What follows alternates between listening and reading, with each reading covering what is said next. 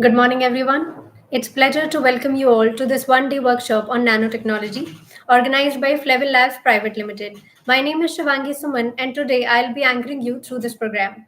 So, as all of you know, today's topic of workshop is nanotechnology. When we talk about nanotechnology, we are really talking about working with materials at an incredibly small scale, and that small scale means at atomic or at molecular level. And the most exciting part about this is that how this opens up new ways to solve problems in areas like medicine, energy, and technology. So, how exactly does it all work? We'll be exploring that in detail throughout this workshop. But before we dive in, let me introduce you to the lab that has organized this free open session for all of you. So, first of all, we'll be discussing with the topics that we are going to cover in the workshop.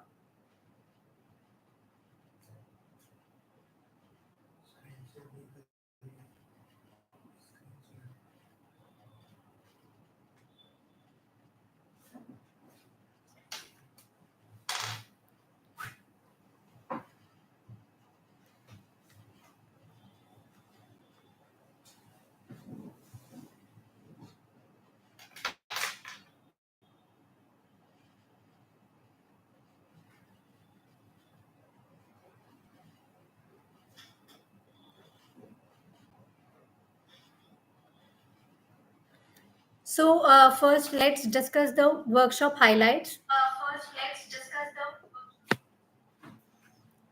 First, we'll be discussing with the introduction of nanotechnology and its interdisciplinary scope. Then, we'll be discussing with synthesis and characterization of nanoparticles, applications of nanoparticles, overview of tools, for example, SEM, TEM, etc., that is helpful in knowing about the shape, size.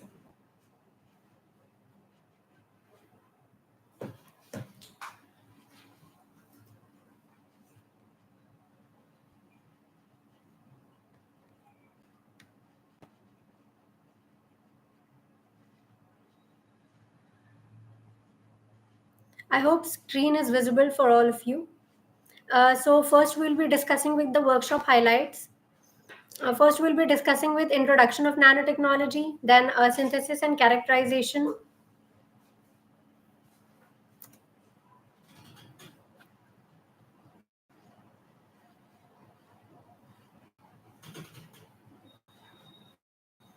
Synthesis and characterization of nanomaterials. After that, we'll be dealing with the applications of nanoparticles. Then overview of tools.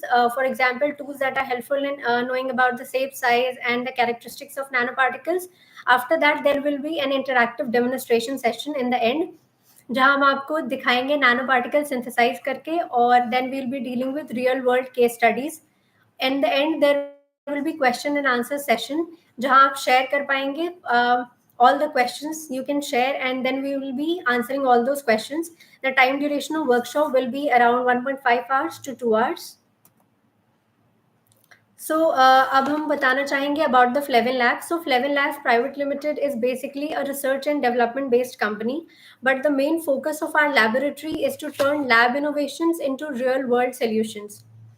Our lab is recognized by Startup India and certified with ISO 9001:2015. We have also received the prestigious BIREC Big 21 grant for one of our projects. We also collaborate with government institutions to support impactful research and community driven innovations. Now, what we do at Fleven Labs. So, Fleven Labs is basically a research and development based company, but we also offer certain products and services. You can know about our products and services on our website. The website is mentioned here. But since most of our participants today are students or professionals or scholars, we have highlighted certain services that we offer for the students. So we provide a summer and winter training from 15 to 60 days. Then we provide 1 to 2 days workshop. We provide 3 to 6 month training and projects, for example, for MSc students or for students of BTech who are in their final semester.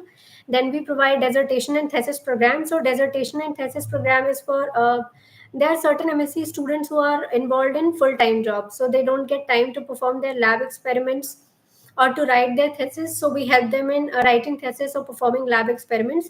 There is one very important program that we offer is that biotech finishing school program.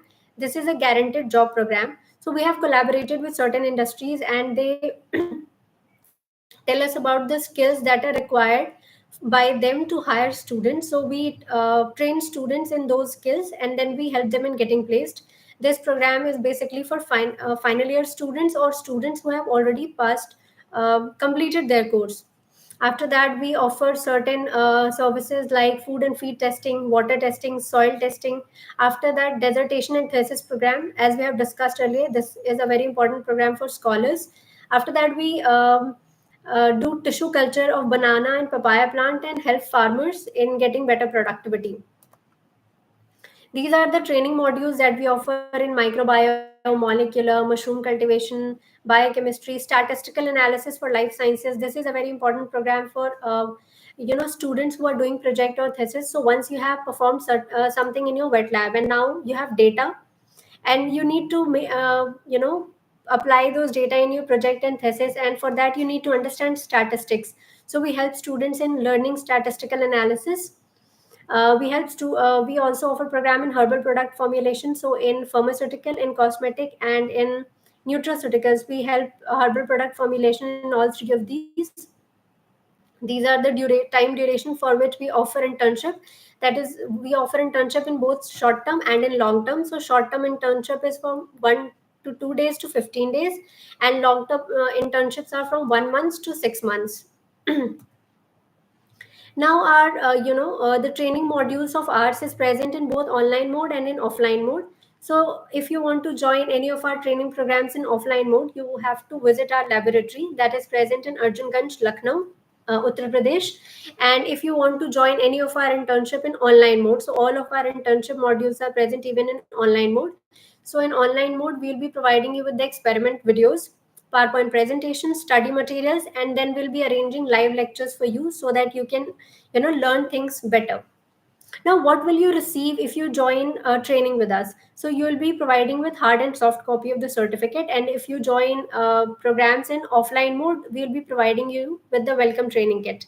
But the most important thing that you will get if you join any of the workshop with us or internship or any program with us, we provide our students personalized letter of recommendation. For example, you're going for, applying for a job somewhere, or you are going to take admission anywhere. So in certain admission procedures, they ask for letter of recommendation from industry experts, and for students who have done any kind of module with us, training, workshop, anything, we provide them personalized letter of recommendation on their special request. And this is a very important thing that helps students a lot. So these are the things you will get if you do, training or internship with us. Now, as all of you know, that joining and attending this workshop is absolutely free of cost. But if you want to take certificate to enhance your portfolio, there will be a very minimal amount of charge that you will have to pay. And if you're thinking that why we are charging this amount for a certificate, so we also have to pay certain taxes and the processing charge for generating certificate. For example, if suppose if we are uh, generating 500 certificates, then on those generation we have to pay certain taxes and we have to pay processing fee. So for that we are charging this very minimal amount from you. So if you want to take the digital copy of the certificate, that is online certificate, if you want to take, you will have to provide rupees 199 only, and that this rupees 199 will cover all the taxes and the processing charges. Now if you want to take the hard copy of the certificate, so with hard copy of certificate, if you are applying for hard copy of the certificate, you will get premium laminated hard copy of the certificate. After that you will be get that premium laminated hard copy of the certificate will be dispatched to your home. The address you will give, this will be dispatched to your home, and along with this you will get rupees 500 coupon code. And the charge of rupees hard copy of the certificate is rupees 499 only. And keeping in mind that most of our participants are students, we are giving this coupon code, and you can apply this coupon code once you join our any of our modules in next any if you join any of our modules next time, you can apply this 500 rupees coupon code there. So, for applying all these hard copy of the certificate or digital copy of the certificate, the link is circulated in the community. You can fill the form from there. और आप वहाँ से form fill करके जो भी charges आपको पे करने हैं आप पे कर सकते हैं. इधर आपको digital copy of the certificate चाहिए और hard copy of the certificate चाहिए, and you can fill from there and your certificate will be, you will get the certificate on time.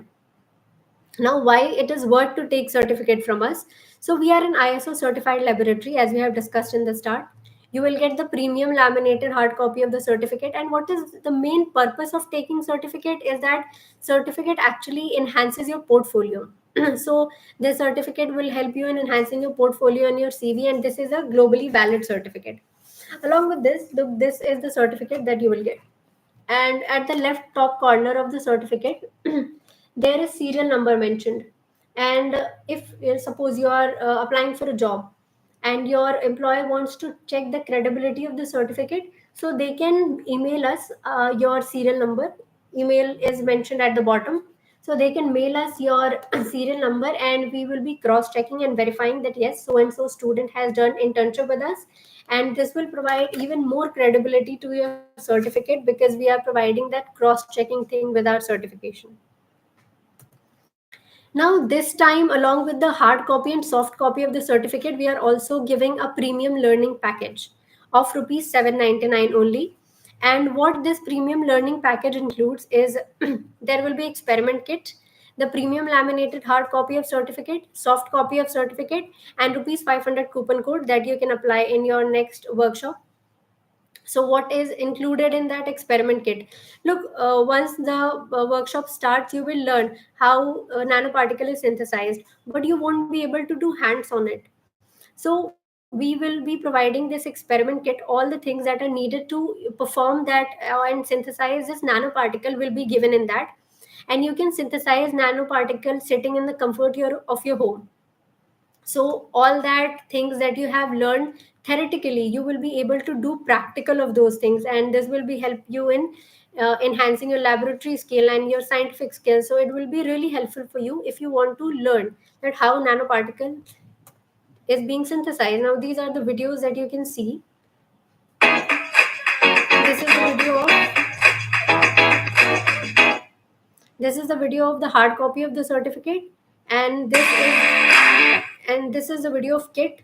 So this kind of kit you will be provided with, and as you can see, all the things that are needed to synthesize the nanoparticle will be provided to you, and you will be able to synthesize the nanoparticle. So if you take the experiment kit, so probably the experiment kit will be dispatched by 6th of June, and you will receive the kit by 15th of June, or between 15th of June to 20th of June. We will be organizing a Zoom meeting, और उस Zoom meeting में we will be helping you, will be guiding you in how to synthesize nanoparticles. So अगर आपने kit लिया है तो आपको पता, मतलब हम आपको सिखाएंगे कि आपको कैसे nanoparticles बनाने हैं. तो अगर आप एक्सपेरिमेंट किट ले रहे हो तो आप ये भी सीख जाओगे कि आपने थेरेटिकली जो चीज़ें सीखी हैं, how to do practical of those things.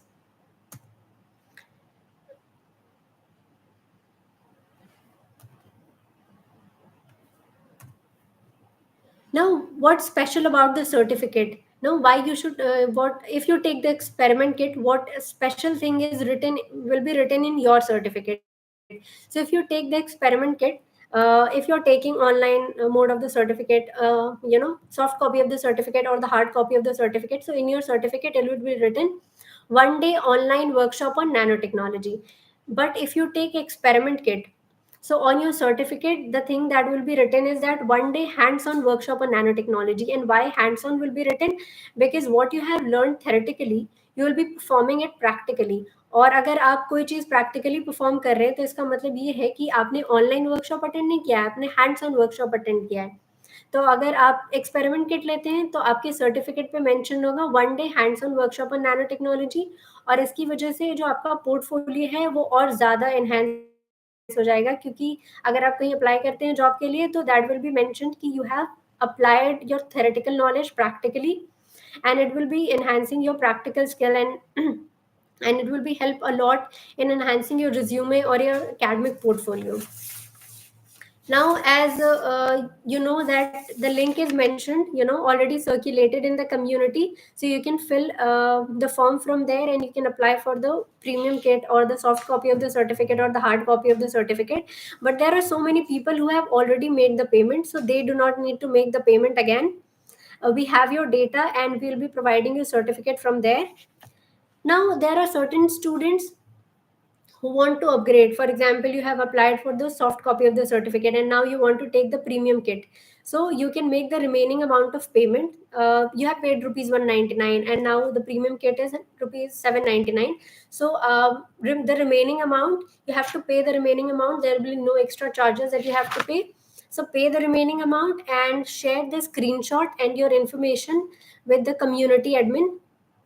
The number of community admin is mentioned there, so share that with community admin, and from there we'll be providing you and upgrading you to whatever certificate you need to take. Because and you need not to fill the Google form again, because Google form will not be filled. तो अगर आपने certificate के लिए पे किया है, मान लीजिए आपने सॉफ्ट कॉपी के लिए पे किया है और आप चाहते हैं कि आपको प्रीमियम वो मिले, पैकेज मिले, तो जो भी रिमेनिंग अमाउंट है वो आप पे कर दीजिए और अपना इन्फॉर्मेशन कम्युनिटी एडमिन के साथ शेयर कर दीजिए. How a screenshot of the payment that you have made right now, और जो भी आपका इन्फॉर्मेशन है, तो हम आपका जो वो है वो अपग्रेड कर देंगे और आपके पास किट या hard copy of the certificate जो भी है वो टाइम से पहुंच जाएगा.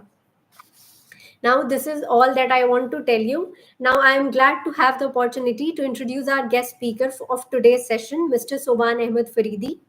He is a respected faculty member at Integral University and brings with him a deep understanding of nanotechnology and its application. We are excited to have him guide us through today's lecture. So please join me in welcoming Sir. So, Sir, please take over the session and kindly proceed with the program. So, all of you, happy learning. Make most of the workshop, and please be till the and so that you can learn a lot. और and में हम आपको demonstrate करके दिखाएंगे कि कैसे nano particle synthesise किया जाएगा.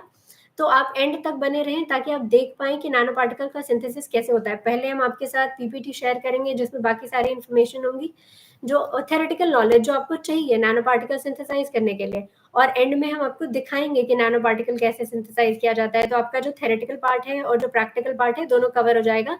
So be in the session till the end. Now, please, sir, take over the program. Thank you, all of you. Now, sir will be coming and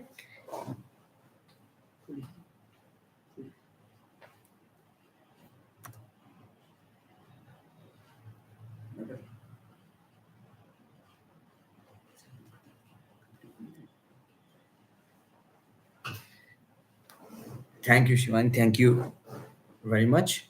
And good morning, all of you. Today it's a wonderful morning, and for especially for you in people such as such enthusiastic people as you all are. You are going to learn about nanotechnology today, and as told by our expert earlier, that you will be given hand kits for doing hands-on experiments. I think that's really very exciting, and it's one of a kind workshop in our country where kits are provided to students to practice at the comfort of their homes. So I would highly recommend you to get this kits and upgrade yourself as soon as possible. So, beginning with this workshop, one day online workshop on nanotechnology, we'll go through the introduction of nanotechnology, and we'll try to understand the fundamentals of nanotechnology and why it's important, and why it's so much in the limelight these days. And actually, it has already grown a lot, and you have to keep up. Being the students of this nation, you have to keep up with the technological growth across the globe and across the world, so that you can work hard for our country and make it more progressive. And nanotechnology is a very uprising field. And back in the early days when chemistry was the uprising field, people worked hard in chemistry and in physics and in basic fundamental sciences, and they have done a lot of work But still, if we need to know what we should do, we must know what the work has already been done. To complete something, you must know what has already been done, and then you can take up the task of progressing the technology further. Okay, so let's start with the introduction. So, what is basically nanotechnology?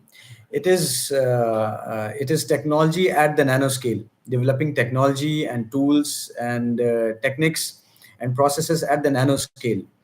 So, what is the nanoscale? We have different orders of magnitude of measurements. So typically what we measure in real world is things using our rulers or vernier caliper or screw gauge. There are various measuring devices. So normally we use a ruler or a scale. So the unit of that scale is generally the minimum unit. The least count of that scale is 1 millimeter. We can measure things easily that are of the size of more than a millimeter or at least a millimeter, not less than that. So that's the least count of our ruler or scale that we use in everyday life. So this 1 centimeter is approximately 10 to the power minus 2 meters. I hope we all know that, and you all know that. So when we reduce this scale to lower than that 1 millimeter, which we can measure on our ruler. So when we lower that scale, it goes to 10 to the minus 3 meters, and that is about one 1 millimeter. Sorry, I suppose I just said about 10. The scale which I said was for centimeters, and that is 10 to the minus 2. For millimeters, it is 10 to the minus 3. And we go when we go further lower than 1 millimeter, we reach scales of 10 to the minus 4 and 10 to the minus 5 meters, and then the next scale, which we have given a name, is the micron. That is the micrometer, and it represents 10 to the power minus 6 of a meter. That is 1 upon 1 and then 6 zeros of a meter. Okay. Then further, when we move down 3 more zeros, and when we divide by further 1000, and we reach the scale of 10 to the power minus 9 meter, fraction of a meter, then that is the nanoscale. We give it the term nano. So at nanoscale, we cannot see it with our eyes. In fact, we cannot even see a micron particle with our eyes. Slightly more than a micron, like 100 microns, about 100 micron particles, we might be able to see with our eyes. But below 100 microns, our visibility is almost nothing. We cannot, things below 100 microns are not visible to the naked eye. So for that, we need instruments to see those particles, at least to see those particles. And when we give treatment to those particles that are below our visibility and about the nanoscale, and nanoscale is up to 100 nanometers, from 1 nanometers to 100 nanometers.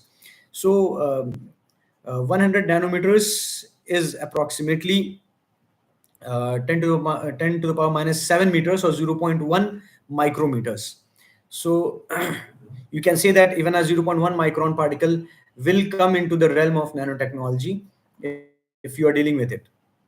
Okay, so the main part in nanotechnology is that when we reduce the size to such low levels, such low size, what happens is that the basic constituents, the basic atoms of the nanoparticles are more exposed. Their energies, their specifically band energies, are much more exposed to different stimuli, as well as their own behavior is much more exposed to the outside world, and we can perceive them a lot in the form of colors, in the form of light. So so they become, you can say, they become more energetically active particles.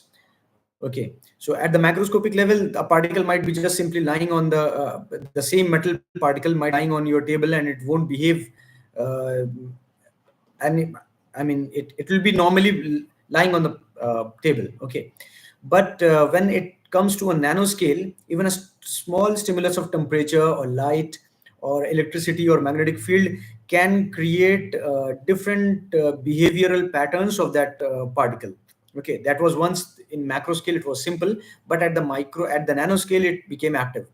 So this is because its atoms are much more exposed, and it has to do something with the surface area to volume ratio, because larger particles have very small surface area to volume ratio. Okay, they have very less surface area exposed to the environment. In simple words, you can say that the larger particles have very less surface area exposed to the natural world, whereas when you break that same volume into small nanoparticles, nano pieces, the surface to volume ratio increases, the atomic scale energies are much more exposed, and then you get to see marvelous and weird behavior of that particle, which they don't usually express. Okay, so nanotechnology has these properties of this differential property and this weird property of materials have been explored, extremely very well explored currently, I can say, because there are a lot of research going on, and research have already been done across multiple disciplines. Nanoparticles and the use of nanoparticles and nanomaterials have been exploited in almost anything you can think of, and you must still think of domains where it has not yet been implemented. And it might be possible that you might come up with some new applications of nanotechnology, because it's still in the developmental stage.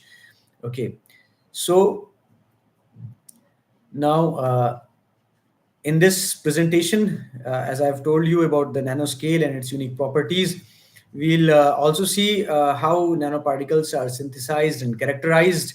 Because when we synthesize something, we need to characterize it also, especially on the on its size and also on its properties. We need to characterize the particles or the whatever we are synthesizing. Okay, and then we'll see the applications across various sectors. And I'm again going to tell you that we are just exploring a very few sectors, because today we have few people in our audience is mostly from the life science sector or the healthcare sector, I suppose. And I think from electronics and from other fields of sciences are not present here. So we'll be dealing with the life science sector majorly, with life science sector. And then we'll also see the analytical tools to characterize the nanoparticles. Okay, and then we'll see a few case studies, and then we'll be ready for your question and answers, and let's see what you have in yourselves. Okay, so as I've told you, what we are dealing at in nanotechnology, we are going to develop technologies or processes or materials using the nanoscale. Okay, so we'll be using particles and materials strictly between 1 nanometer to 100 nanometers. And especially in the life science sector, if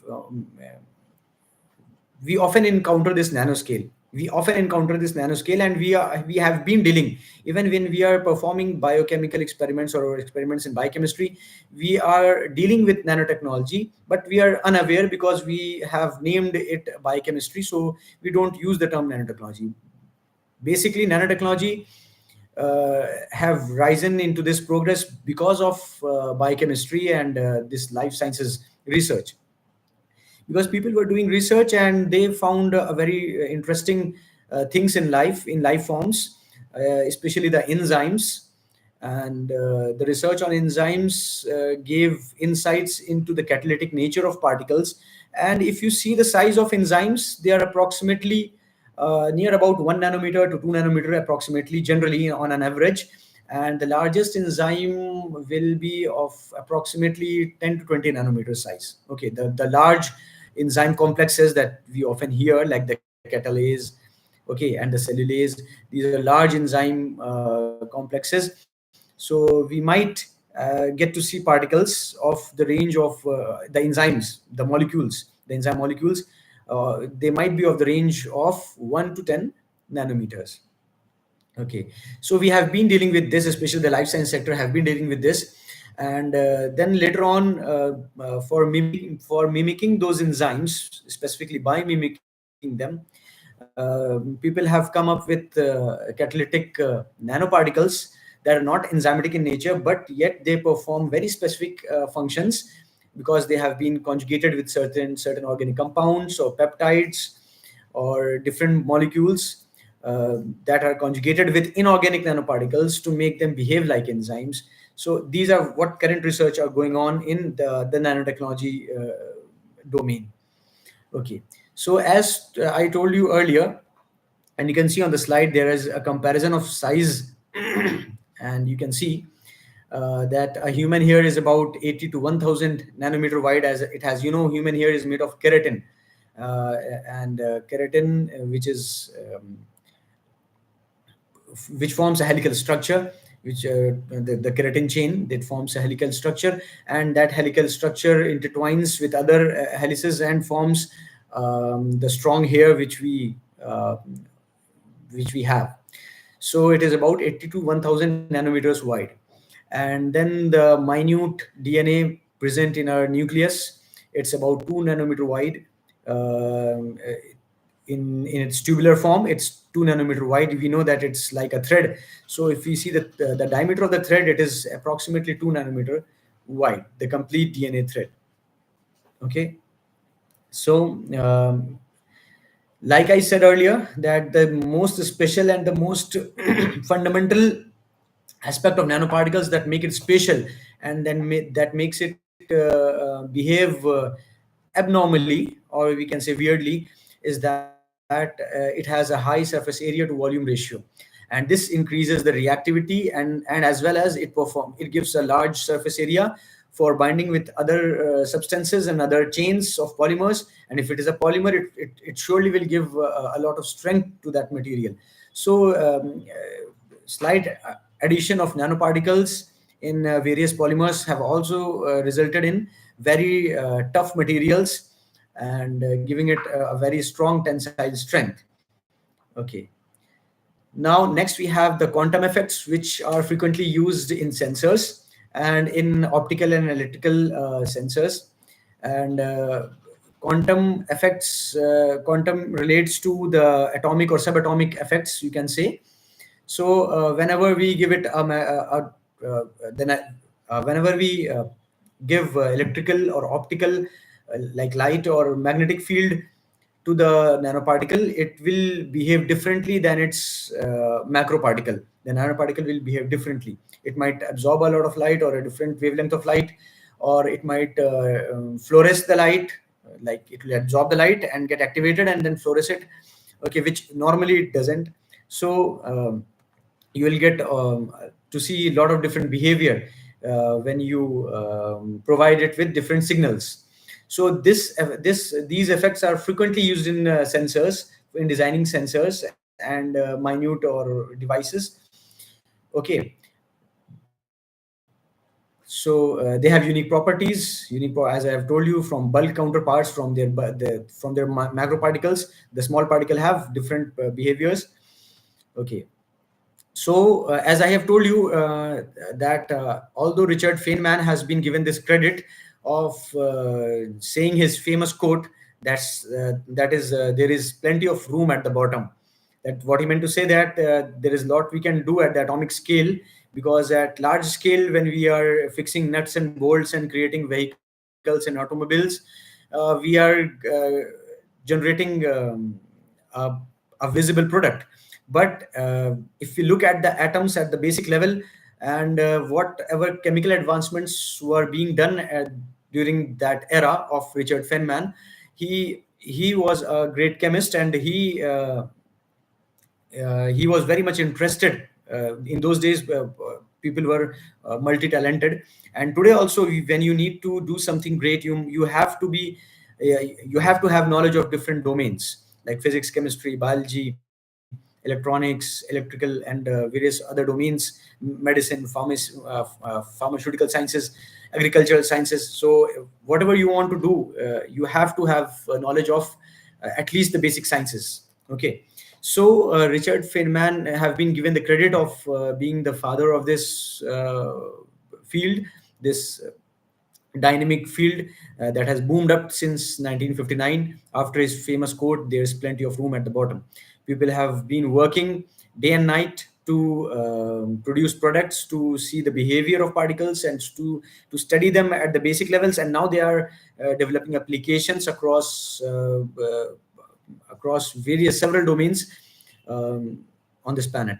Okay, then later in 1980s, the advent of microscopy, and especially the electron microscopy and the atomic force microscopy, gave a very big hand, a big help to the experts in nanotechnology, and they develop for helping them to observe what they're developing and to analyze the experiments. Various other techniques also were developed, not only this microscope, but spectroscopic techniques also were fast emerging. And we have a lot of spectroscopic techniques also, which we can use to check, or you can analyze our nanoparticles, like the NMR, like the ESR, electron spin resonance, nuclear magnetic resonance, okay, the mass spectrometry. So there are various techniques that have been evolved, and this evolution in techniques and the technology, even in the science sector as well as in the computational sector, that like we now we have Intel Xeon and Intel Core i7, Core i10. So we are developing very fast, and we have supercomputers. In back in those days, we had this only even the simple computer was a very big, huge monster, covering the whole room, the UNIVAC, the INVAC. So now it's almost in everyone's hand. So computational techniques have also improved. So this also helps in simulating these particles and trying the experiments on your laptops, on your machines, on your workstations, and then implementing it in the lab. So I think Flavin Labs have also conducted a workshop on bioinformatics, and I think it was also very helpful. I'll request them to organize that workshop once again, especially with some emphasis on nanotechnology, so that we can gain insight in on how to use computational techniques in nanotechnology. Okay, so later on in we can see what the technology have done up till now. In the nanotechnology, we are seeing nanotechnology in our daily lives. Many products which we are using have nanoparticles, and there are many natural nanoparticles also that existed earlier, which we now know of, but earlier we didn't knew of it of. Like there are nanoparticles in fruits and vegetables that we eat. So there are various nanoparticles in the medicines and the creams and antiseptics and whatever the household items we are using. We are surrounded by nanoparticles naturally, as well as some nanoparticles are artificial that we have purposely that we are purposely using.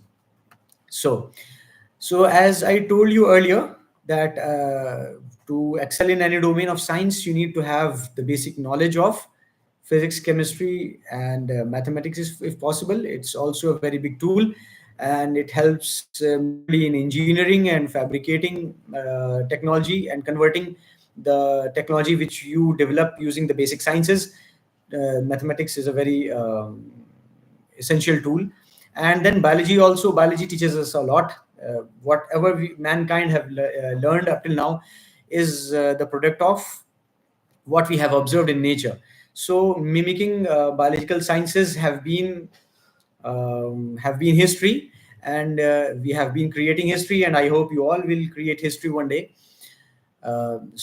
So basically, the physical principles that are necessary for understanding nanoparticles are especially the quantum confinement effects, and that's related to atomic energy levels. And this explains the behavior of the nanoparticles, why they behave differently than their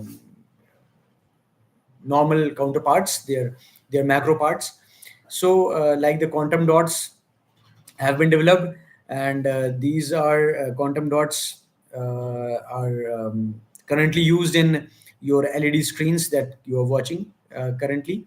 So there are QLEDs that have very high pixel depths to give you a very 4K experience. You must have heard of that. So so to study that, to understand or to modify, if you're even if you're modifying cadmium selenide, which is frequently used, uh, cadmium, zinc, and iridium selenides, and phosphides and sulfides, they are used for making quantum dots. So if you are making them and modifying them and you want to enhance them, like from 4K you want to go to 10K, okay, so you want to enhance the picturization quality. So you have to understand what affects what, by adding what material would you enhance the energy levels, or you might give more flexibility to the quantum dots to express different energies. Okay, basically quantum dots, they transmit light when they get a signal, electric signal. So so that's why we are observing different colors and different bands on our screen. So now chemistry is the base of all the reactions that are occurring. So to understand, because ultimately the nanoparticles are made up of something, and something is chemistry. Like if they are made up of cellulose, then you must be knowing what cellulose is. Okay, if it is made up of metal oxides like zinc oxide, cerium oxide, or iron oxide, okay, or silver oxide, so you must know what silver and oxygen are, and when they are combined, what their molecular structure is, and what their orbitals are. Now again, going back to quantum physics, what their orbitals are, what the energy gaps of the molecule of silver oxide becomes. Okay, and apart from the molecule, when that molecule is arranged in a matrix, okay, in a matrix, or in a gel like matrix, or in a solid matrix, so what effect does it has, what effect does it has on the atomic characteristics of oxygen, of silver, of zinc? Okay, so the chemical principles, the atomic principles, as well as the chemical reaction principles of the functional groups and the reaction mechanisms, they often help us to understand what the surface of our catalyst or our nanoparticle will behave like. Okay, whether it will be a photoactive effect, I mean photoactive material, or whether it will be a catalytic particle performing certain chemical reactions, or it will be a simple binder, a good binder like a sticky substance which can stick your fibers or your polymer chains of other molecules. So depending upon the chemistry, on the study of chemistry, we can identify and we can simulate what our particle might be, and we can plan our experiments accordingly and perform it. And let me tell you that when we plan something, it might happen and it might not happen. And if it happens, it's good. But if it does not happen, whatever we have planned, if it does not happen and we fail in our experiments, then that means that it's even much better opportunity. It's not a failed experiment, but it's an opportunistic experiment, I will say. Okay, call it not as a failure, rather as an opportunity to check why it didn't happen. What was the reason that stopped your plan? Because you planned very well, you studied everything, but something went off, and what was that? So a new a new question arises, and you can explore it, or someone else can explore it. You can put it up in your research articles, or in your publications, and you can tell the world that I did this work, and we planned this, and this happened. We were expecting this, but this happened. So why this happened? So you can pose questions to the audience, and other people can do research on that. So either you or someone can, this is the way how science works and science develops. So you have to tell the world what you're doing. So now when you understand the chemistry, then physics and chemistry are the basic principles underlying everything.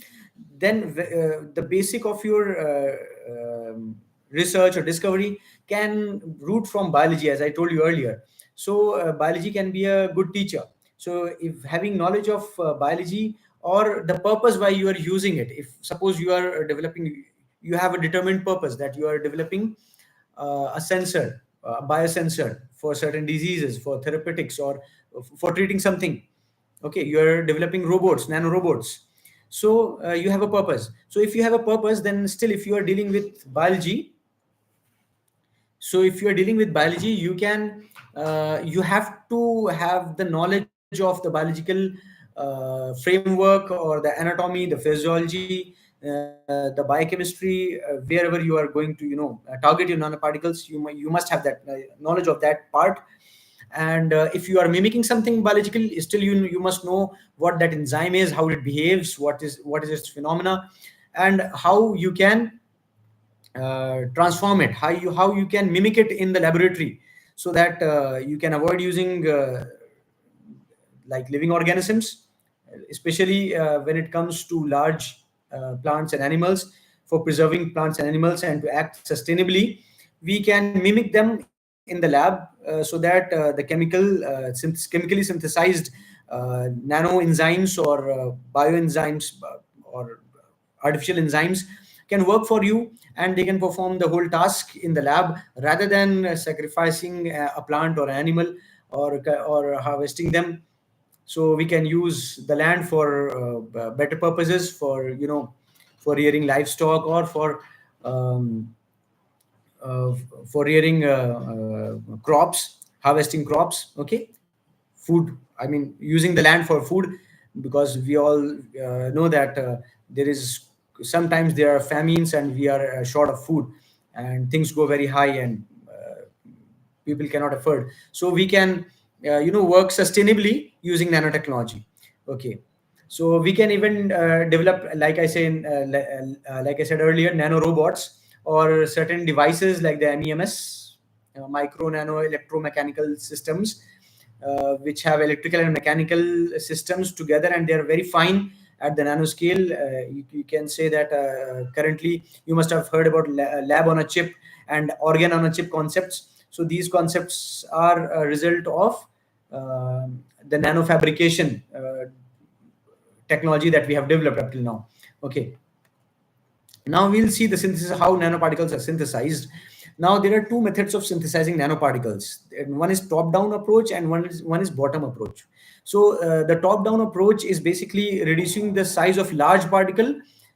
The target of top-down approach is breaking the size of large particles into small particles up to the nano level. Okay, it's like creating powder of a large particle. Okay, of the nano size. And bottom up approach is similar to, you can say, like crystallization, where you have a small molecule, and you develop molecules, the same molecules attach over each other, and they form a larger particle. So when they form a particle of 1 nanometer to 100 nanometer range, we stop at the moment by using different mechanisms, like by using different reducing agents, or using capping agents. We stop the process, and of formation of crystals, and we get aggregates and crystal like particles. So there are various techniques in top down approach, like lithography. Okay, it's often used in nanoelectronics, where we pour the molten material, okay, the liquid like molten material, onto our desired surface, and we get a pattern whatever we require. So basically the electronic chips are developed using this lithographic techniques. Okay, and then is the ball milling, or any sort of milling and grinding devices, uh, which simply reduce the size of large particles by grinding or milling action, by breaking them by force. And then we have the etching technique.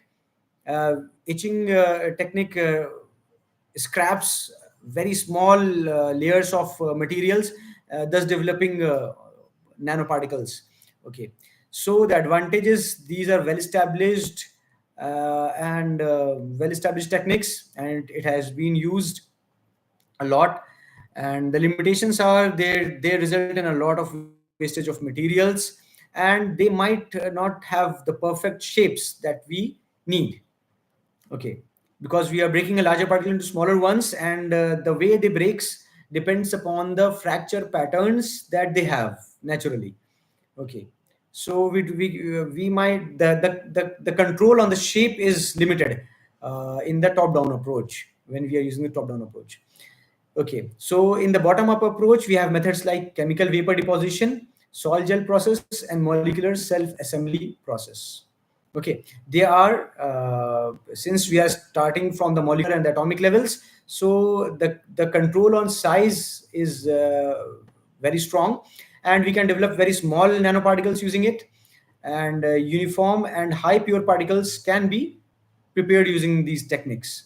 And it is a complex process, and and the controlling of this process needs to be monitored very very finely, because a small deviation in time can result in a very very large particle, which you might not require, if particularly if you are very uh, restricted for the size of the nanoparticle. You have to be very careful when you are using the bottom up approach. Okay, but currently this is uh, much used method in the industry. Now, the physical synthesis method, you can see the elaborated forms like ball milling and other forms of grinding and milling operations. They are high energy mechanical grinding. They require a lot of energy to operate, because they are very huge machines to do this. So they are heavy duty machines, exactly, not very huge. They are heavy duty machines, and they can be used for milling and grinding hard objects like ceramics and metal oxide particles. Okay, and by controlling the milling time, the grinding time, we can, and the speed of milling, we can control the particle size. Okay, then there is another physical method, that is evaporation and condensation method, where material which you need to form the nanoparticle, the nanomaterial needs to be first vaporized and then condensed to form nanoparticles. It is often used, it's necessary to have an inert gas environment so that this material does not, because when it is in vapor form, the material itself becomes very reactive, and frequently we have to heat it to change it into vapor form. So at high temperatures, this vapor might react with the environment. So it's better to have an inert gas environment when we are working with evaporation condensation method of preparing nanoparticles. Now we can also eject atoms in the sputtering method. We can eject atoms in high energy using atomic guns. With high energy, we can eject atoms, and these atoms can be deposited on films, on substrates, depending on what shapes and size we want. So they can be deposited, and very thin film coatings can be formed using this. Okay, so generally quantum dots can be filmed over a surface, and you can have your QLED screens made using this technique. So advantage of physical methods is it has somewhat good control over particle size and morphology. Some of the devices, not all techniques, and there is minimal chemical contamination in this technique, because the material which we are using is often in the pure form. So you can have pure metallic and pure substance nanoparticles. So that's the advantage it has. And the limitation is the cost of equipment and the energy requirement is too high for this process, and the production yield is very low, and it's not ideal for complex or large scale synthesis of nanoparticles. It can be used for small scale synthesis, but since there is a lot of wastage, so of the material, of the raw material, so large synthesis cannot be done. If you want to commercialize it, it might result in a little expensive nanoparticle. So next we have the chemical synthesis methods. The famous chemical synthesis method that we frequently use is the sol gel method, and it's basically we have a solution of nanoparticle like the metal oxide nanoparticle solutions. We have salts of those metals, and we solvate it in water, frequently in water. So they form oxide, and then later this oxide uh, bind with bind together in ionic form. When they are present in the solution, they are in ionic form. So they bind together, those metal oxide molecules. They bind together and they form gel like matrices, and then later on those gel like matrices are hardened, and these hardened gel gels, you can say that they form particles, then they are quite solid in nature. They're no more gel. Okay, but during the process of formation, they form uh, period, a small for a small period of time, they form gel-like matrices to begin with, to begin with forming the nanoparticles. Okay, so the advantage is this technique can be implemented at low temperatures. It's again a high purity technique, and the particle size that we obtain depends upon the time that we have exposed our solution to form the gel. Okay, then is the co-precipitation approach. So in co-precipitation approach, we precipitate multiple ions in one go. So we have a mixture of ions, and we can precipitate different metal particles or metal oxide nanoparticles together. And this is also frequently used for metal oxide nanoparticle formation. And then we have the hydrothermal approach, in which we treat the solution at higher temperatures. In frequently in the temperature is so high that the water can evaporate and form steam, or it can be water at high pressures, overheated supersaturated water or supersaturated steam. So it is used for producing crystalline nanomaterials with well-defined shapes, due to that high pressure that we have imparted. Due to the higher temperature, we have high pressure. So in this, we use water as a solvent, and it is environment friendly because it leaves less byproducts, or no byproduct at all. It produces very pure form of nanoparticles. The advantage of these methods are it has high control over morphology and composition, and it is scalable and adaptable to various materials. There is a long range of materials that we can synthesize from the periodic table. And the limitations are the reaction conditions must be precisely controlled in order to get the desired morphology, and depending upon the nanoparticle which we want to synthesize, depending upon which type of nanoparticle is being synthesized, we need to precisely control the reaction conditions. And some of the methods of preparation might have various hazardous and corrosive reagents, so handling must be very done very cautiously. Okay, so common applications, as I've told you, are preparing quantum dots for bioimaging and preparing LED screens, and metal oxides like titanium oxides, which is very famous and applied a lot. Zinc oxide is also applied a lot in pharmaceutical industry. For metal oxides are also used like in sunscreens, in catalysts, as sensors. TiO2 is also photocatalytic, so you need to be very careful when handling it, because it reacts when it comes into contact with light. So this method of preparing nanoparticles is widely used in laboratories and preferred method in laboratories, because it does not have a very huge setup. So it is preferred in laboratories as well as industries also. Now comes recently developed methods, the biological synthesis, where nanoparticles have been developed using bacteria, fungi, and plants. So even other life forms are being currently explored, but nanoparticles from bacteria, fungi, and plant extracts have been well established.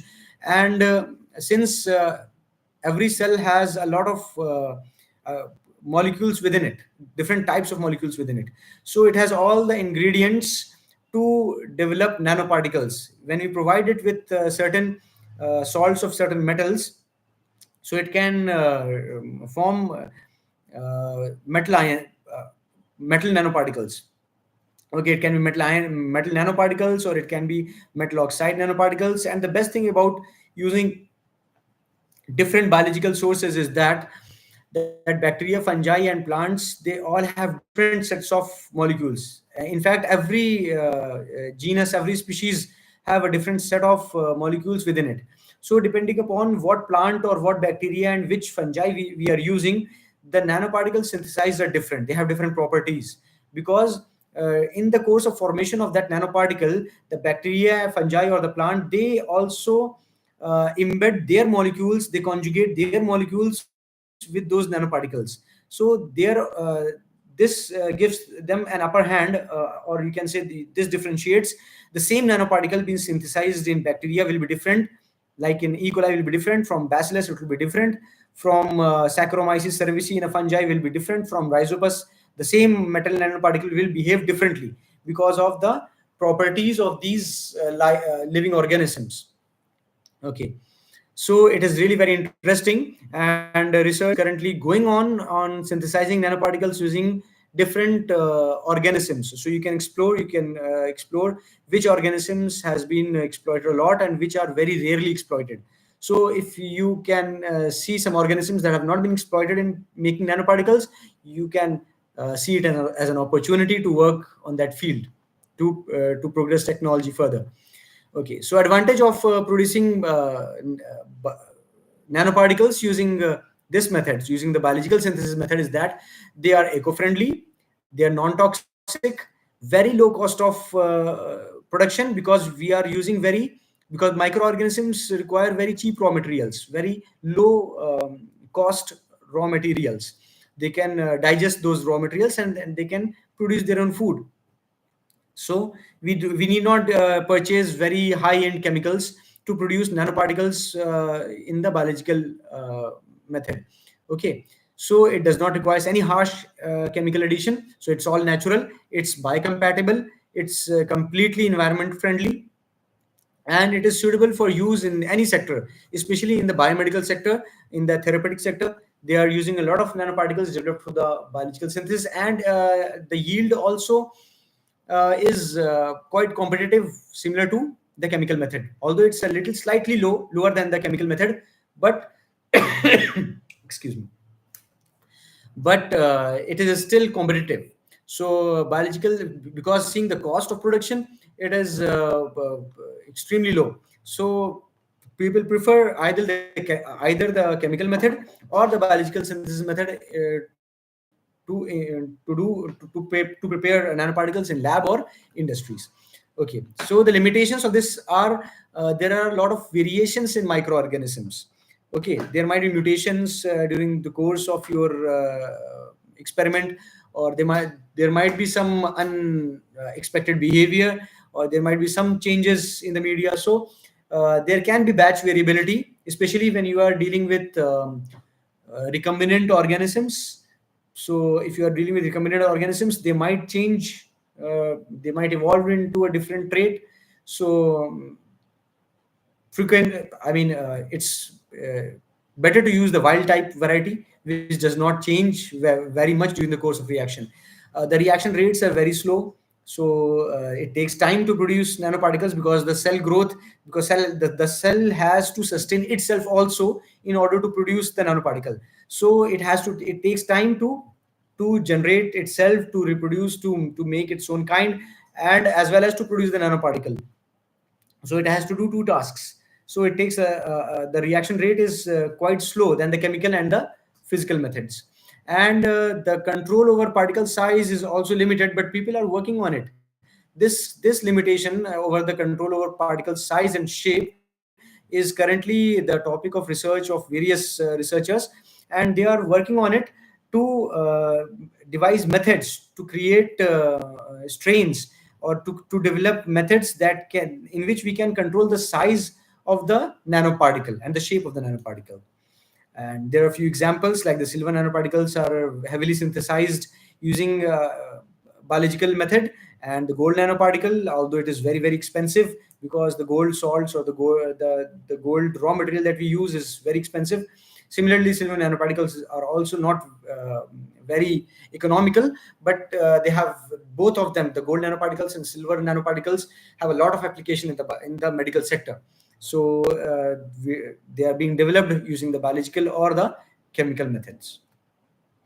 Now when we have developed the nanoparticles, we need to characterize them, especially their size. We must know what size we have developed, what is the size of the nanoparticles.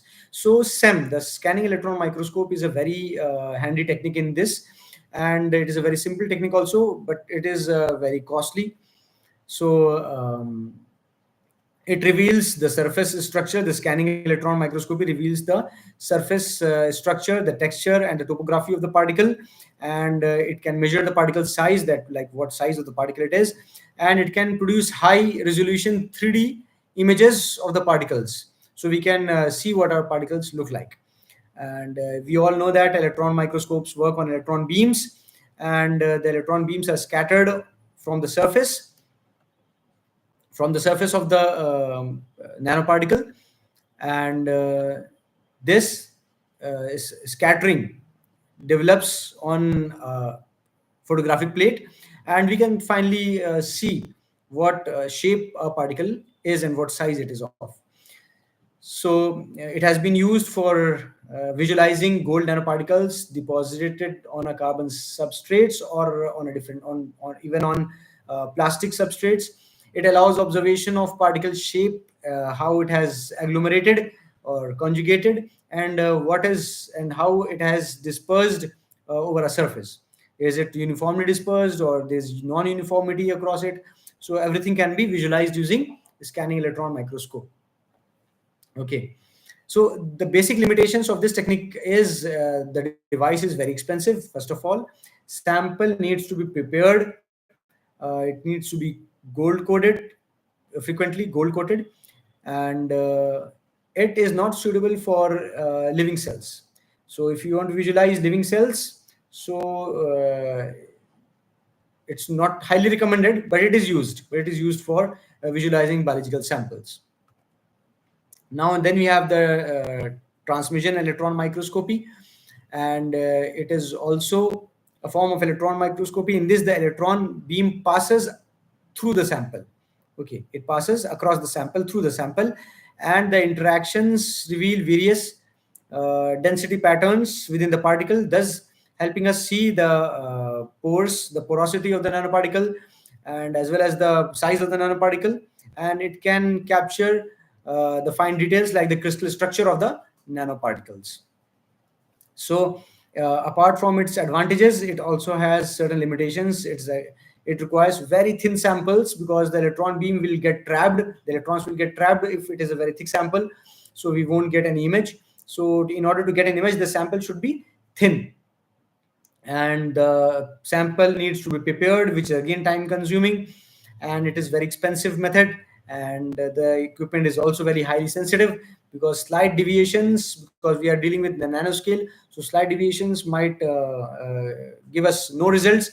And we have to be very focused on our sample, so that the electron beam is focused on a particle, so that we can quickly get our results. Okay, then we have the dynamic light scattering method, which is again used to see to observe the particle size. And it is also a sensitive method, very sensitive method, but it is very sensitive to impurities, especially if you have impurities, because we are not visualizing it, we are using light scattering, so the light can get scattered due to the impurities.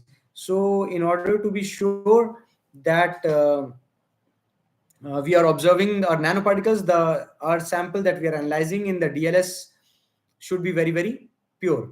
Okay, so the measurements are very rapid. It gives real-time results. It can also show the motion of the particles, how the particles are behaving in a solution. And but it cannot provide the detailed morphology information of the particle. It can give you an idea of the size, because it gives you the hydrothermal size. So exact nanoparticle size, it will be a little larger than the whatever size you get in the dynamic light scattering method will be larger than the size of your nanoparticles. Okay, because it is the hydrodynamic layer that it measures.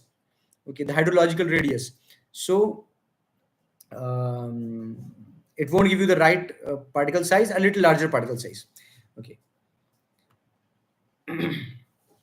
Now next we have the UV visible spectroscopy. It is very frequently used in laboratory, and it is based upon absorption principle, absorption flight by the material. And as we have seen earlier, that the properties, the atomic scale properties, are exposed when we go to the nanoscale. So the UV visible spectrum might be different for the particle in the macro scale and in the nanoscale. So when we form nanoparticles, uh, they have a characteristic absorption band. So when we get that absorption band, the color changes or the shifts in the spectra will indicate that the absorption peaks will indicate the formation of the particle.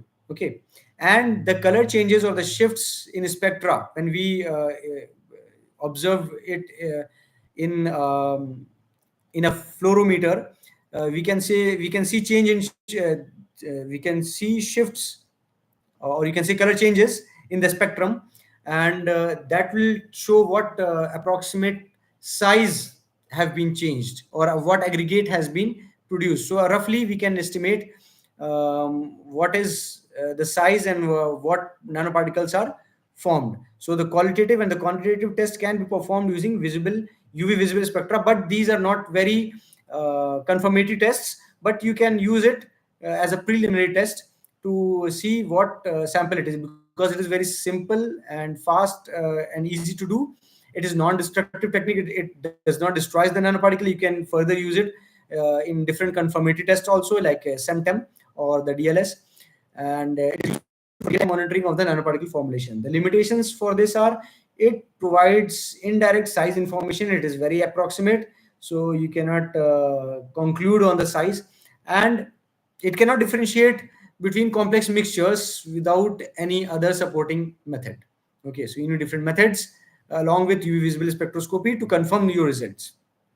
Okay, so next we have the FTIR. It is also a very famous in spectroscopic technique, and it uses infrared radiations. And we know that it gives information about the functional groups or the ligands or the bonds that are attached, or the bond changes that are occurring within the nanoparticle or on the nanoparticle. So it is very it gives information about um, that what type of nanoparticle has been produced, how it has been conjugated, what chemical properties it might exhibit. So you can do this FTIR analysis to analyze what results, I mean, how your nanoparticle will behave, what functional group does it actually has, and what chemical reactions it might produce. So to understand the chemical nature, you can do FTIR and know the chemical nature of your nanoparticles. It is again a non-destructive and a rapid detection technique. It provides detailed chemical information on the nanoparticle and the nanoparticle surface, and it supports tailoring nanoparticles for specific functions. Like you can, when you know the surface chemistry, you can conjugate it with different chemicals to behave differently, or to fulfill your purpose, exactly to fulfill your purpose. Okay, and the limitations are, it requires proper sample preparation, and interpretation can be complex with mixed signals, because there are a lot of noise signals when using FTIR. So even if you have a very pure sample, there might be various noise signals that you might receive due to change in even temperatures of the liquid. So the environment conditions also should be very controlled. You can have a very good result, but it's the limitations are not very quite too much to be of cautious of. It is a very easy to use technique. Now moving on to the applications in biotechnology, we, as I said, we'll be discussing only with the life science sector. So in biotechnology, we see that frequently nanoparticles are used in drug delivery in the form of liposomes or dendrimers as nanocarriers to deliver drugs precisely to the diseased portion of the body. Especially, we frequently see it in cancer treatment, because the effects of chemotherapy are very dramatic. So uh, research is going on to deliver those chemotherapeutic drugs precisely onto the cancer cells and to damage the cancer cells only. Okay, so the research is still in progress, and when we see the clinical results, if you go through the research, you will see that positive results are very few, and so uh, no one has up till now concluded on a whole process of targeted drug delivery. Okay, um, but it has been shown this targeted drug delivery have shown that it reduces the side effects of the normal drug and it improves the drug efficiency, the treatment efficiency of the drugs. It has also been nanoparticles have also been used in producing nanosensors for biomarker detections, like the markers in our body which signal different diseases. Okay, biomarkers are basically molecules. When present, they signal certain diseases. There are signals like when someone have a fever, the marker is a high temperature of the body. So similarly, biomarkers are molecules, specific molecules that are generated during a disease condition, okay, or a different condition, whatever condition you are analyzing or targeting. They are developed only during those conditions. Okay, so nano developing nanosensors for those molecules uh, makes the sensor an ultra sensitive sensor, which is so sensitive that it can even detect pico or nanomolar concentrations of molecules. And it is very essential, especially to detect pollutants, to detect carcinogens. So work is still going on to develop such highly sensitive sensors using nanoparticles, and especially in the diagnostic and the real time health monitoring systems. And we have then DNA nanoparticle conjugates for targeted DNA deliveries for genetic engineering. So nanoparticles, like drugs are conjugated with nanoparticles. Similarly, DNA is conjugated with nanoparticles, and it is then transferred to different cells for targeted gene therapy or genetic engineering of the host cell. This enables targeted delivery of the gene and controlled gene expression. Now we have applications in agriculture sector for those who are working, especially interested in botany. So people are applying nanotechnology from the seed to the final plant and the fruit for different aspects. Like they apply um, nanoparticles to the seed to enhance their shelf life, to preserve them. And they are also nanoparticles that decrease the shelf life and introduce vigor in the seeds, and they induce seed germination. So to quickly grow the seeds, nanoparticles can be applied over the seeds to have better results, to induce faster rate of growth in the plant. So nanoparticles are applied on the seeds, and then when we have a plant, then nanoparticle can be applied on the foliar parts of the plant, the leaves, the stem, the flowers. Okay, so when they are applied on these foliar parts, they induce certain metabolite productions. So if we are using a plant for producing a certain metabolite, so we can spray the nanoparticle over the plant, and we can get more particular metabolite, and we can use that metabolite to produce different products. Okay, so or it can also be used to protect the plant from different diseases, or it can also be used to provide the plant with proper medicines in case the plant is infected with certain infests. So we can provide natural and environment friendly medicines using nanoparticles. And because nanoparticles are not only metallic, they are organic also, so here we can use organic nanoparticles which are biodegradable, which are completely plant friendly and health friendly to even those who consume that plant, like the cellulose nanoparticle, for example, for instance, the chitin nanoparticle. So these can be used for as nanofertilizer, as nanopesticide to protect the plant, as a nutrient delivery system, so that it can enhance the delivery of nutrients to the to the plant. And it can also be used for developing nanosensors for soil testing and for testing the crop health, like is our plant healthy, will it give good yield? Because before it gives fruit, we can if we know the status of the plant, we can add nutrients to it, or we can control the growth of our plant if in time the farmer gets to know what the health of its crops are.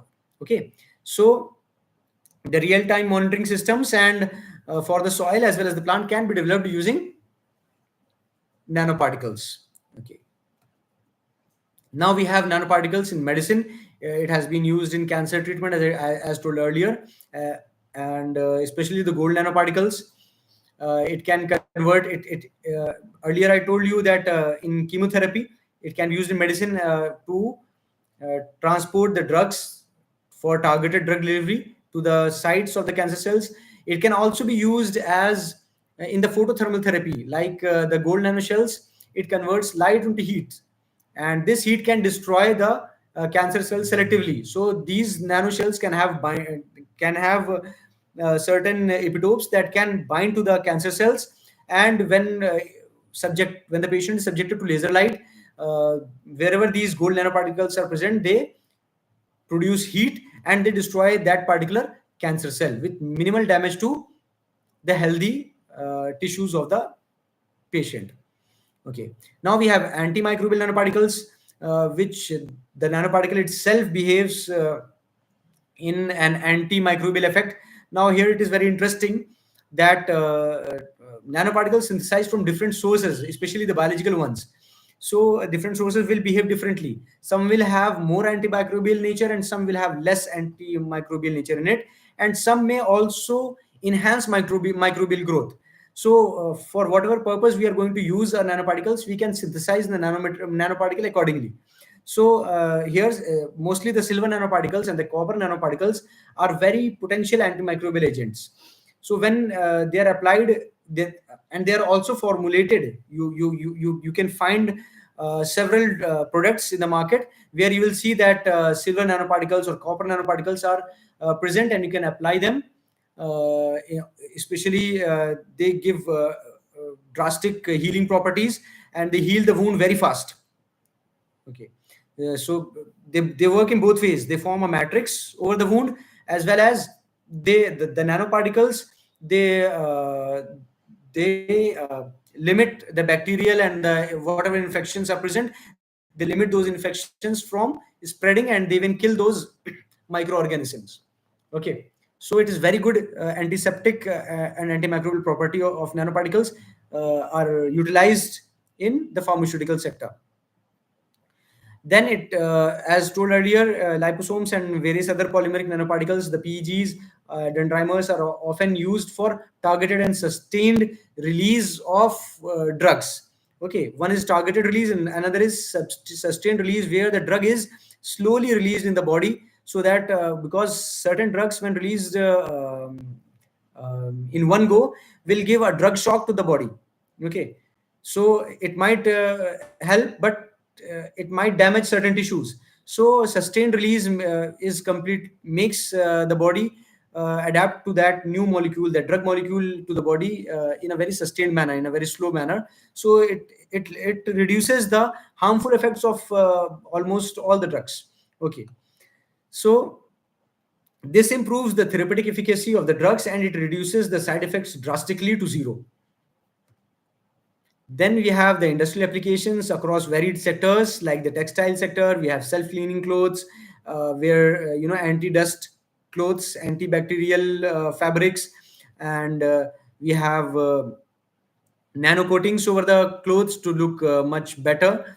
Okay, and we can. I mean, in textile industry, there is a lot of research going on coating textiles with nanoparticles to give to produce different types of fabrics. Okay, and it enhances the durability, the strength of the fabric, and as well as it does not imparts any extra load over the fabric. So that makes it very convenient and easy to use. And then we have nanotechnology in the energy sector, where the solar cells, the properties of solar cells have been enhanced. You must have seen that earlier we had very large solar cells in calculators and in various other devices, also in watches. So now these days we have, so the current solar panels are much better than what we had earlier, 30 to 40 times better, because of certain nanoparticles known as the perovskites. Perovskites enhance the electrical conductivity of the solar cells. So they convert, I mean, the photoelectric effect is enhanced in the solar cells using those nanoparticles. So again, nanoparticles have worked on energy sector but for providing better solar cells, as well as in the batteries for developing higher conducting and higher capacity materials, battery electrolytes. Okay, now we have applications in the electronic sector also. The current developments in the, you can see that we have achieved very large scale integrated circuits, and we are still developing on to micro and nano chips. So nanoscale transistors and faster communications, smaller and faster devices are frequently now being available. You can see how small devices now we are getting in the market.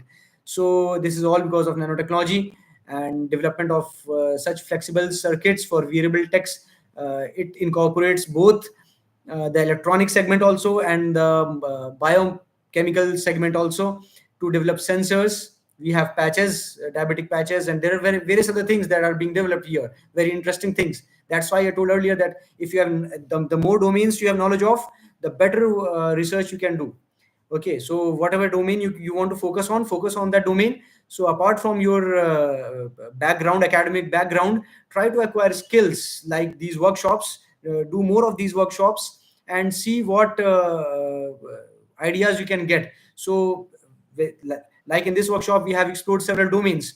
So you can choose one of the domains and start working on it and get a brief idea of that domain also, or collaborate with someone and discuss with someone, or someone expert in the domain, like someone expert in the electronic segment. You can work with him to develop biosensors. So next is the water treatment effect. The water treatment application and nanofilters are being used to filter specific pollutants, or you can say the bulk pollutants. And it's although it is a very slow filter and very slower than the ultrafiltration also, but nanofilters can filter any sort of water and can give you the pure form of water for application. So of course not for drinking, because purest form of water will not be good for drinking. So especially the use of activated carbon nanotubes for absorbing impurities, and for purifying specific molecules from the waste stream that can be repurposed. Okay, sometimes in our waste streams we have very valuable compounds, very valuable molecules, because repurposing and upcycling, these fields, these domains are currently rising because of the sustainable focus of the current world. We are all focused of developing sustainable technologies. So in water treatment, extraction of and repurposing of essential metabolites, molecules present in the waste stream, are also being implemented using activated carbon nanotubes or activated nanocatalysts, or you can say nano adsorbers. Okay. Now, expanding on the environment and ethical considerations of synthesizing nanoparticles, because we have to be sustainable. So we have to check the toxicity and the environmental impact of the nanoparticle. The nanoparticle should not possess risk to humans, animals, or plants. Even if we have targeted it for a certain group of microbes, we must be aware that if this nanoparticle is present in a particular environment, such microbes will not thrive there. And if we need those microbes in that environment, if those microbes are important for that environment, we need to remove the nanoparticles from that place, or we need to avoid contamination of the nanoparticle to that particular environment. Okay, so we need to be very careful in the application of the nanoparticles and the dissemination of the nanoparticle in the environment. And the risks of bioaccumulation and the persistence in the ecosystem needs to be monitored. So preference must be given to nanoparticles that can be degraded over time, and that can, when their use is finished, there must be mechanisms to dismantle the nanoparticles, so that they can again merge into the environment and they can be normal molecules. And therefore there should be a complete risk assessment module for analyzing the risks with the toxicity of the nanoparticles. So in this, when we develop the risk assessment, the bodies, various regulatory framework bodies have made guidelines. Experts have sat together and they developed international guidelines, and for doing research on nanotechnology, like the REACH in European Union and the FDA of the USA. There are standard tests, safety tests for, and the essential labeling of the nanomaterials, their various characteristics, that what behavior they have, what particle size they have, what is their hazards that they possess to humans, animals, plants, if any. First of all, they should not. And then ongoing development of policies. We must be aware of the ongoing development of policies to keep pace with technology. So we have to develop, when it should go hand in hand. When scientists are developing technology, they must also simultaneously work on checking the risks associated with that technology. So they must, when they have detected the risk, they must inform the policy makers, the technocrats, so that they can include those risks and the tactics to deal with those risks in their policy guidelines. Okay, then this will give rise to responsible innovation and public awareness. Because when we are uh, publishing our results, when we are telling what we have made and what risks they possess in the journals, in the research publications, so we are telling everyone that what we have made and what benefits it has and what disadvantages and risks it has, when to use it and when not to use it, what are the do's and don'ts of the technology. So this is very important to publicize the awareness about the technology, so that people can use the technology in a beneficial way. Because when you are developing a technology, it must come into the market. Okay, so uh, that's why transparent communication with the public is very important for both the technocrats as well as for the scientists working in the domain. So this promotes safe development, research and development, and safe use of nanotechnology. Now, looking at a few cases, as I've told you earlier, um, we have silver nanoparticles that disrupt bacterial membranes and inhibit the growth of the bacterial cells. And this is effective against a wide variety of bacterium and fungi and even viruses. They inhibit their proliferation. And let me mention one of our research. We observed that particular concentration of zinc, copper, and iron nanoparticles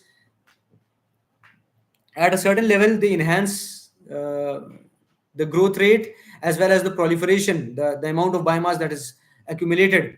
So at a certain concentration, they enhance the growth of the organism. But when we use it in a slightly more amount, they start exhibiting antimicrobial effects, a strong antibacterial, very strong antimicrobial effects.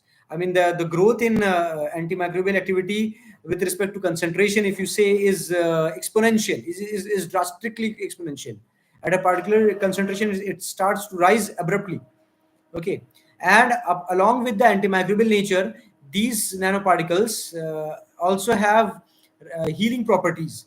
It promotes faster wound closure and reduces risk infection, and reduces the infection, the risk of infections entering into the body. And the faster wound healing is also due to its adsorptive nature, that it attracts quickly the platelets and the other healing factors quickly, and it regenerates the cells also very easy, very quickly.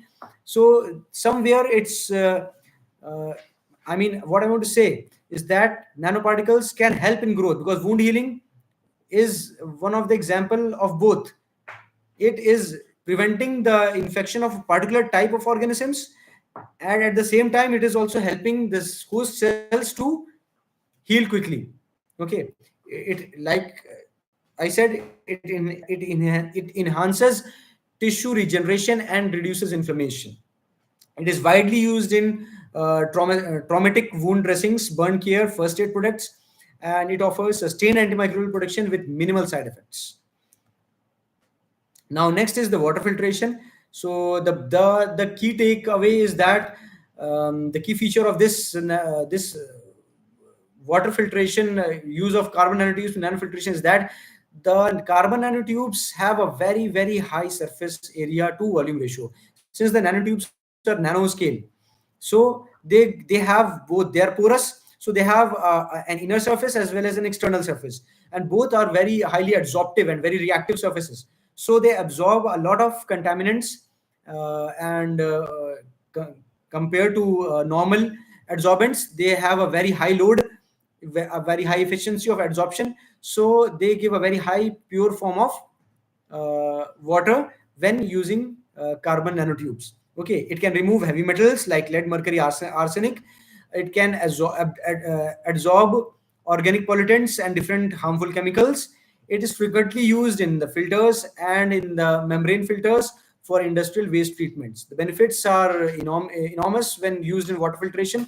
It is efficient, and when used in tangential filtration methods, it is very fast and efficient with minimal clogging, and it can be regenerated easily because it's simple adsorption, physical adsorption. So changing the conditions of the carbon nanotubes simply can regenerate it. It can let loose all the adsorbents and all the pollutants that have been absorbed on it. We can collect it separately, and then we can use it further wherever we want, or we can dump it. But it's better to reuse it because the current world is about repurposing and upcycling and recycling. Okay, so always find a way to recycle and reuse it. So environmentally friendly alternative to traditional methods. It is using carbon nanotubes is environmentally friendly, and it is better than other water filtration methods. Now, finally, we have come up, we have seen through all the technological part of nanotechnology and what we have in it up till now, what research and development have been done in it. And now we'll just demonstrate a small experiment. Okay. And I think we have certain question answers. Like someone have asked uh, whether the kit follows top down or bottom up approach. So it's bottom up, because we have provided you the chemicals, and the chemicals, when dissolved in water, they will form solution. Okay, and as you can see on this screen also, it is the sol gel method which we are going to apply. So it is the chemical bottom up approach and using the sol gel method. Next question we have is synthesizing the nanoparticles. How can we reduce the aggregation, or how can we prevent the aggregation of nanoparticles? I think you are asking whether two nanoparticles, how can we prevent aggregation of or sticking of two nanoparticles together. So to prevent the nanoparticle aggregation during synthesis, you can use stabilizing agents like different surfactants in your solution, or you can use different polymers or ligands to as spacers to link up your nanoparticles. Especially the surfactants will do. Any type of surfactants will stabilize your solution, or you can control the pH and ionic strength of the solution. If you are producing metallic nanoparticles, you can optimize the concentration of the precursors that you're using, or you can sonicate it, because sometimes the nanoparticles are, since because they're reactive, they tend to agglomerate. But when you sonicate them, due to that high intensity sound waves, they are disturbed, and they don't come into contact with each other. Okay, they are broken, their contact with each other is broken, and they disperse in the medium. And then you can use surface functionalization to add repulsive agents like hydrophobic agents, or coating it with hydrophobic functional groups, so that they can repel the medium, and some nanoparticles can be hydrophobically coated, some can be hydrophilically coated, so they can repel each other. Okay, next question is, what is the difference between biologically synthesized nanoparticles and nanoparticle in drug delivery, herbal drugs? Mm, I think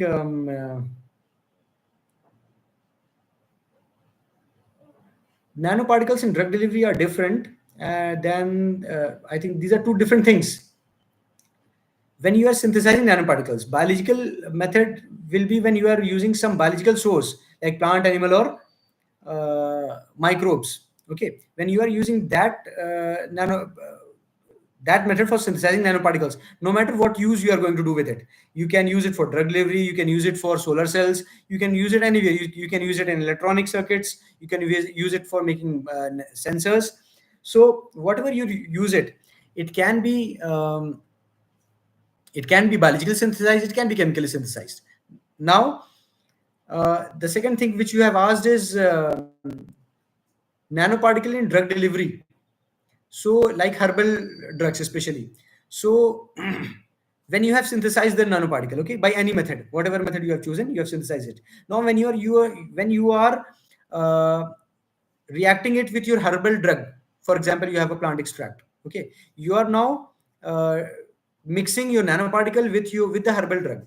Okay, now the compounds of the herbal drug will get attached to the nanoparticle.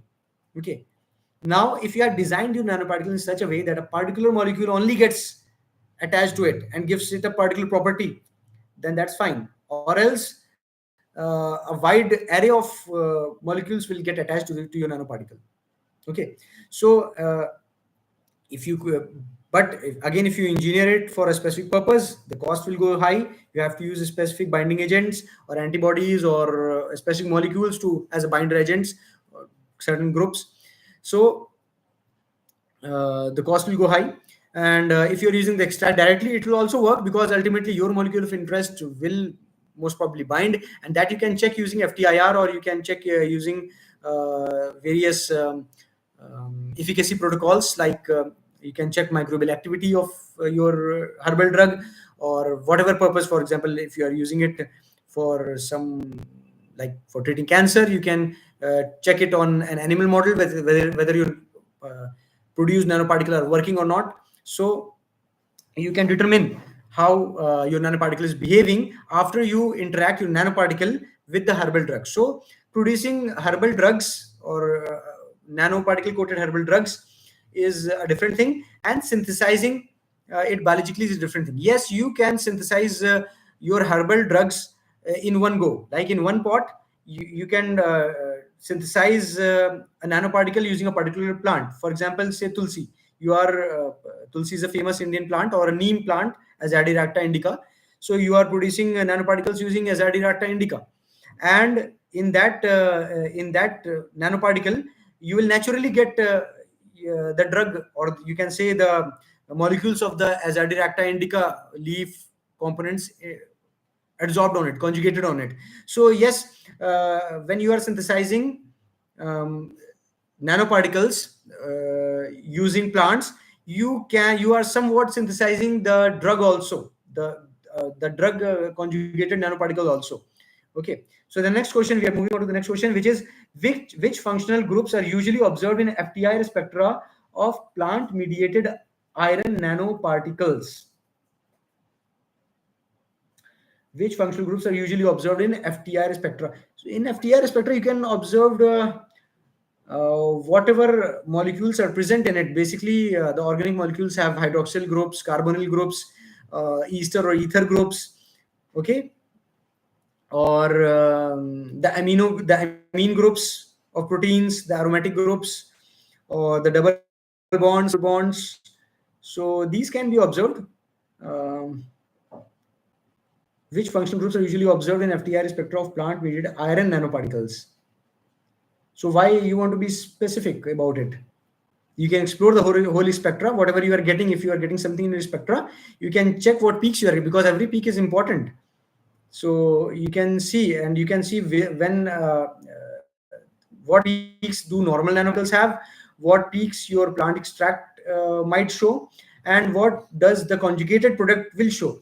So by seeing all the three graphs, you can conclude what molecules have been formed or what bonds have changed in your iron nanoparticles. Okay.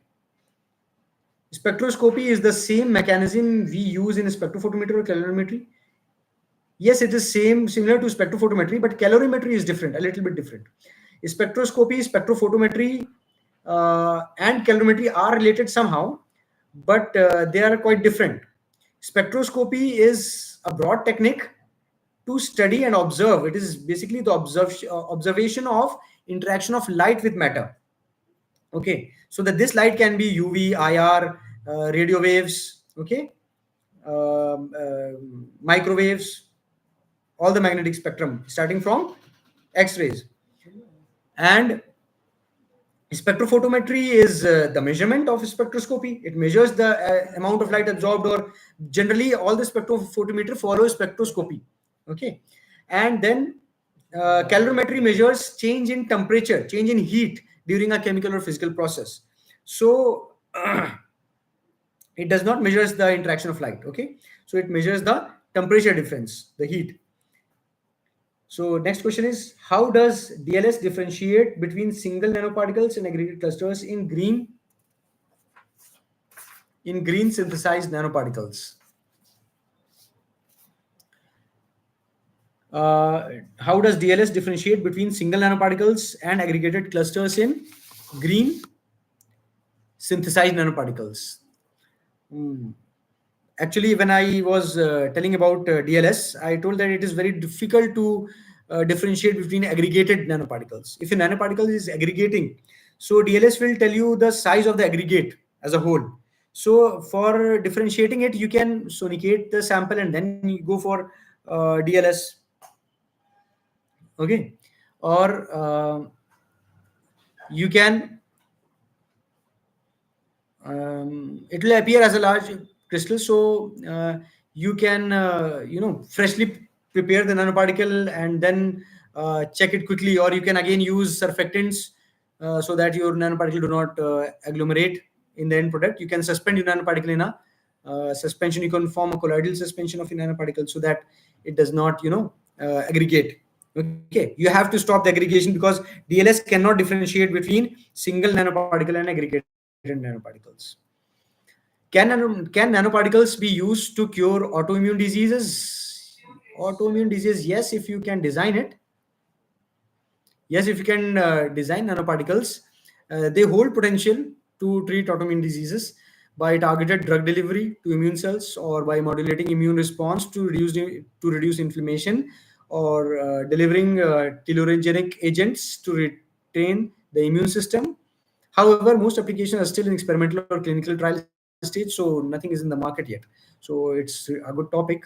You can try it and you can explore it, how it can be used for treating autoimmune diseases. Okay, so next we have another question, and it says nanoparticles can be determined when it comes to incorporating it in hydrogel made through green synthesis of silver nanoparticles.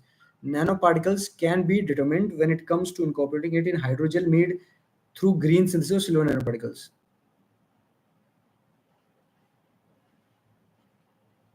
Nanoparticles can be determined when it comes to incorporating it in hydrogen.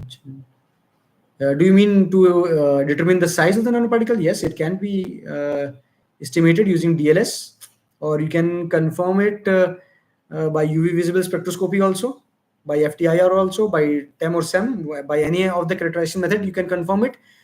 Nanoparticle can be determined when it comes to incorporating it in hydrogel.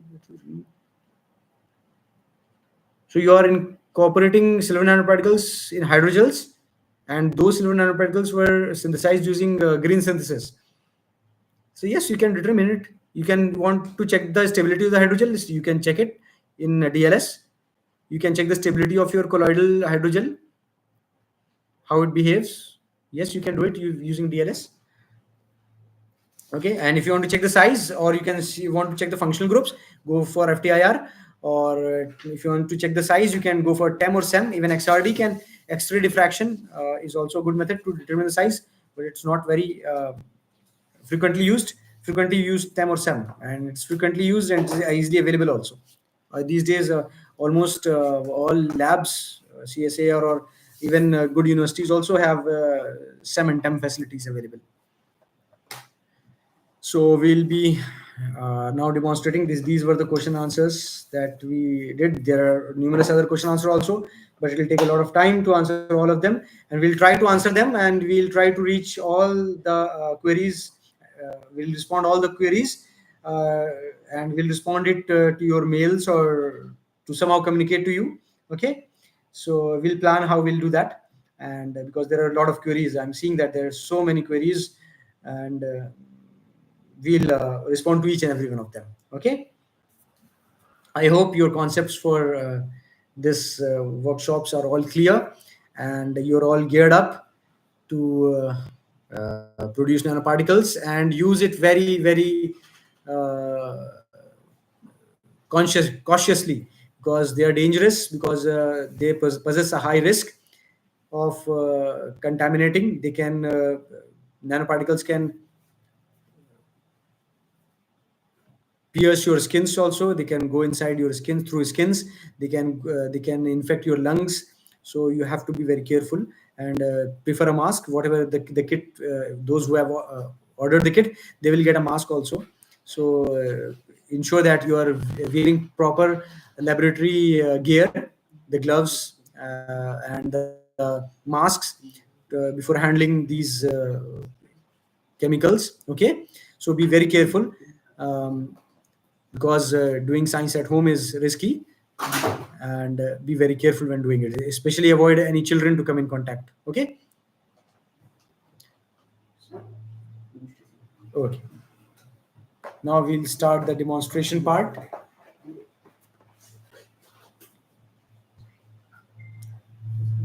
uh, I think our laboratory expert will demonstrate all.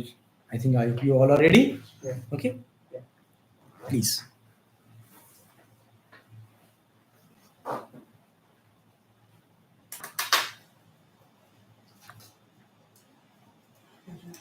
So now we'll start the demonstration.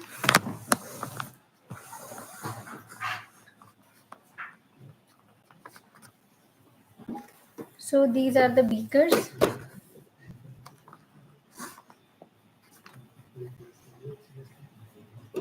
So first of all, we'll mention the name of the chemicals that we are going to use. So there are two chemicals. We are going to synthesize calcium nanoparticles, and we are using two chemicals. And first chemical is calcium nitrate tetrahydrate.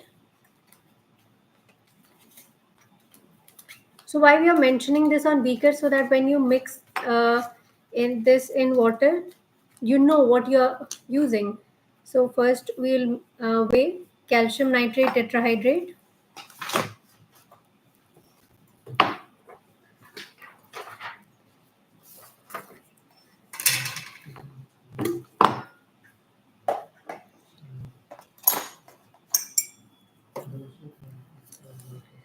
We'll keep the weighing paper on the machine.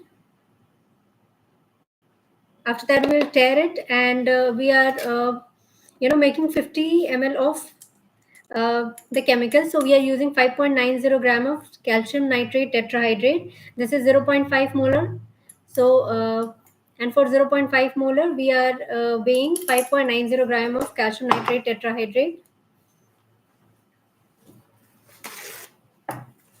Now we are keeping this in this beaker.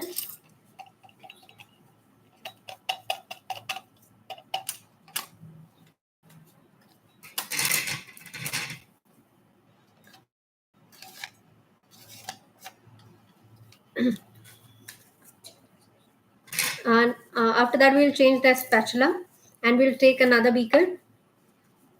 This is the beaker of sodium carbonate. Again, we will mention on the beaker sodium carbonate.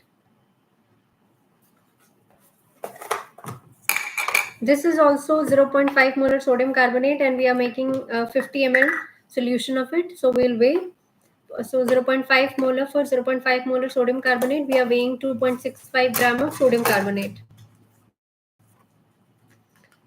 So again, we'll turn on the weighing machine, make a boat out of the paper, tear it, and we'll weigh.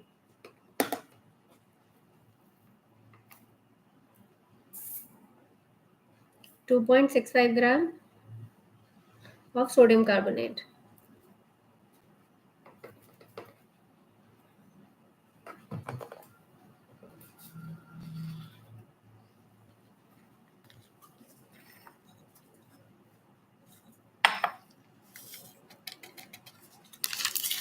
Now we are adding 50 ml of water to each of this.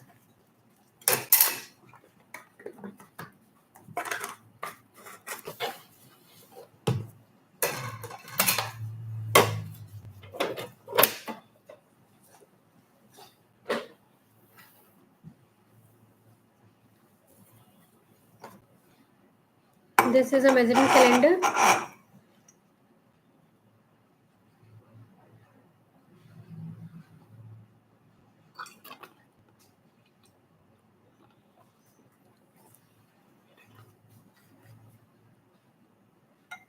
We are adding 50 ml of water to sodium carbonate and making a solution out of it.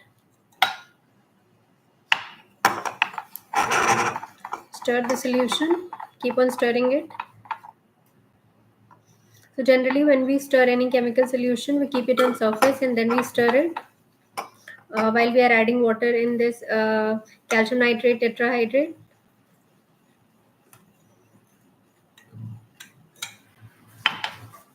So after this, we'll keep this on stirrer for 20 minutes. It will be kept for stirring. Let me show you that. This is magnetic stirrer.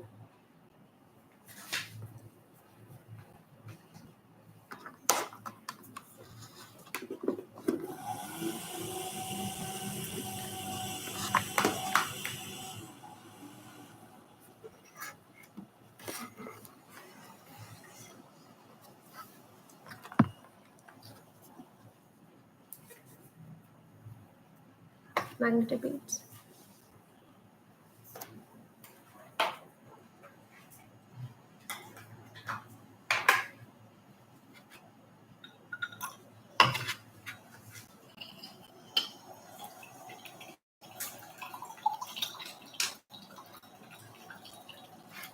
So we are stirring it.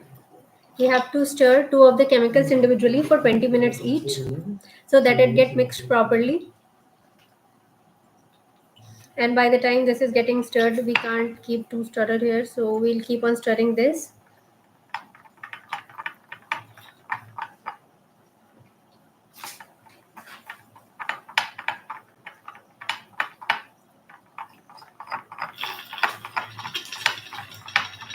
हम 10 minute तक stir करेंगे दोनों को individually और 10 minute के stirring के बाद it takes approximately 10 minutes to get completely dissolved.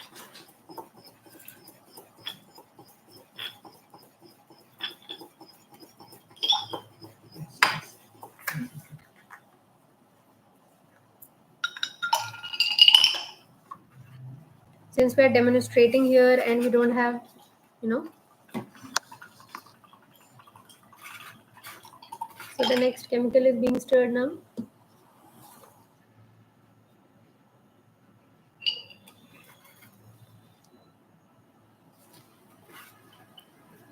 I hope you would see कि ये जो दूसरा वाला केमिकल था जो हम यूज कर रहे थे सोडियम कार्बोनेट, अब हम इसको स्टर कर रहे हैं ताकि इसकी भी प्रॉपर मिक्सिंग हो जाए. और ये हम देख सकते हैं कि इसकी प्रॉपर मिक्सिंग हो चुकी है. Okay. So this is mixed properly, as you can see that. And now we'll remove the bead out of it. So the bead is removed.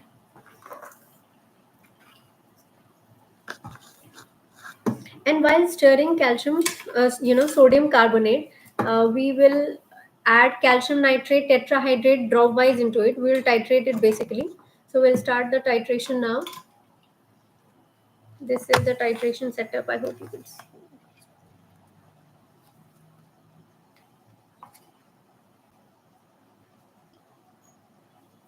So we are using funnel,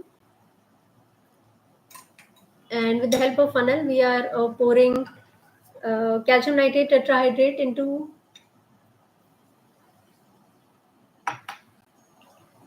And now we'll add calcium nitrate tetrahydrate dropwise into sodium carbonate solution, and you will see that it will turn color immediately and it will start turning milky. So as you can see, it has started, it was transparent and now it has started turning milky.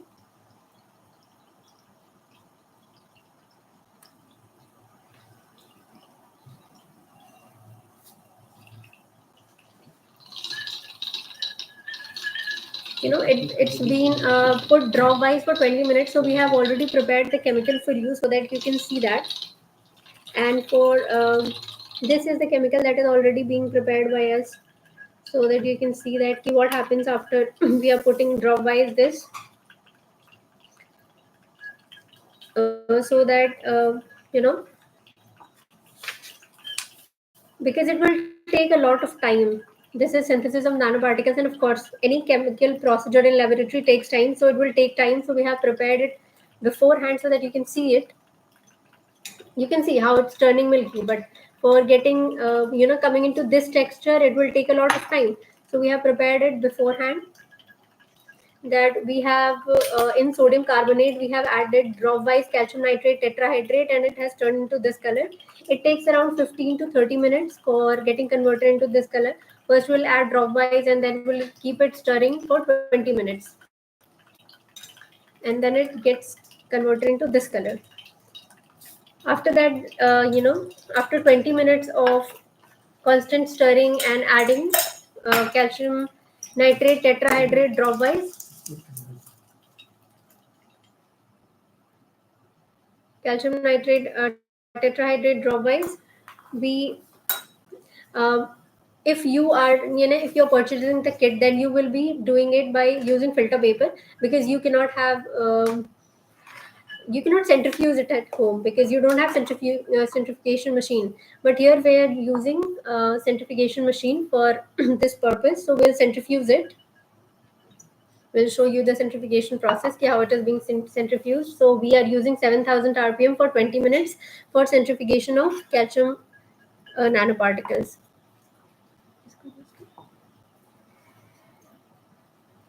As you can see, it is getting darker and darker with time, and it's turning more and more milky. So we have added it dropwise, and now for 20 minutes we have to keep it for centrifugation. For rotation, we keep on stirring it for some time. We'll stir it for 30 minutes. So we kept on stirring it for 30 minutes. So it will be kept on stirrer for 30 minutes.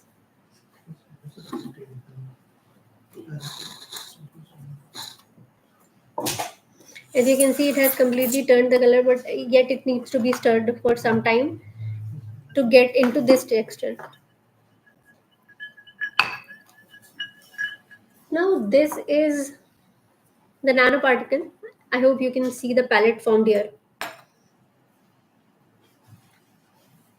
The palette is being formed here. We have already centrifuged it before. Now it's clearly visible. You can see. Now you can. I hope you can clearly, visible the palette in the background of this green color, because before it was transparent. So you could see a palette is being formed here. So again, it is being centrifuged for 20 minutes at 7000 rpm, and after that, this pellet is formed. So you have to, if you're taking the kit, you will sun dry the pellet for 6 to 8 hours. But we are using muffle furnace, so at 600 degrees Celsius, we will be keeping it for drying for 3 hours, and after that, you can crush it, and you will get the nanoparticles out of it.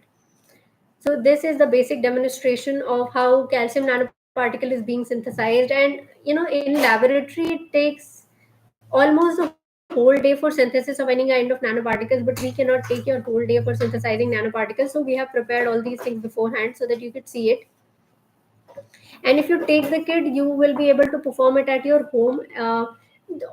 For all those students who are going to take kit, we'll be organizing a Zoom meeting between 15 to 20th, and they can synthesize hands-on nanoparticles.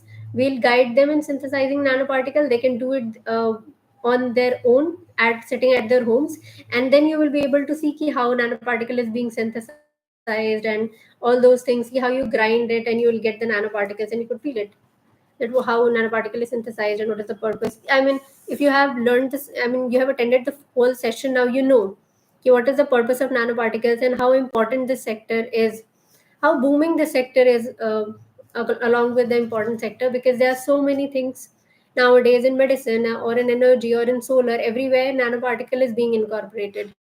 So it's a very important and it's a very new, not new, but actually a kind of sector that is getting fast paced interest.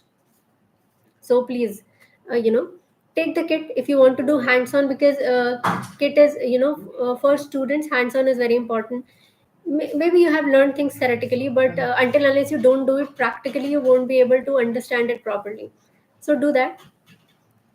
And with this, I would like to wrap up the session.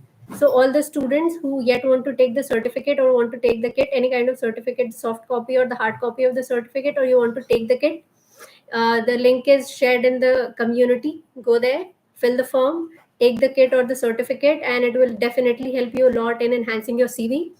So, guys, thank you so much for attending. I hope कि आपने बहुत कुछ सीखा होगा. It would have helped you, and we'll try to organize more informative sessions for you where you can join free of cost and you can learn a lot of things.